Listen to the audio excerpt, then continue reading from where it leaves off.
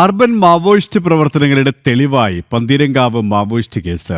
Digital തെളിവടക്കം NIA കണ്ടെടുത്ത കേസിൽ വിചാരണ പൂർത്തിയാവുകയാണ്. 2 മാസത്തിനുള്ളിൽ സാക്ഷിവിസ്താരങ്ങൾ പൂർത്തിയാക്കി അന്തിമ വിധിക്കായി കേസ് മാറ്റും. പുതിയ നിർണായക സാക്ഷികളെയും കേസിൽ വിസ്തരിച്ചിരുന്നു. അർബൻ മാവോയിസ്റ്റ് പ്രവർത്തനങ്ങൾ കൂടുതൽ ശക്തമായ കാലത്താണ് വിദ്യാർത്ഥികളായ അലൻ ഷുഹൈബും താഹ ഫസലും മാവോയിസ്റ്റ് കേസിൽ പിടിയിലായത്. 2019 നവംബറിലായിരുന്നു ഇരുവരെയും UAPA ചുമത്തി അറസ്റ്റ് ചെയ്തിരുന്നത്. പ്രതികളിൽ നിന്ന് മാവോയിസ്റ്റ് ലഘുരേഖകളടക്കം പിടിച്ചെടുത്തിരുന്നു. യുവാക്കളെയും വിദ്യാർത്ഥികളെയും മാവോയിസ്റ്റ് ഗ്രൂപ്പുകളുടെ ഭാഗമാക്കുന്ന അർബൻ മാവോയിസ്റ്റ് പ്രവർത്തനങ്ങളിലാണ് അലനും താഹയും പങ്കാളികളായിരുന്നതെന്ന് NIA കണ്ടെത്തിയിരുന്നു. UAPA ചുമത്തിയതോടെ കേരള പോലീസിൽ നിന്ന് NIA കേസ് ഏറ്റെടുക്കുകയായിരുന്നു.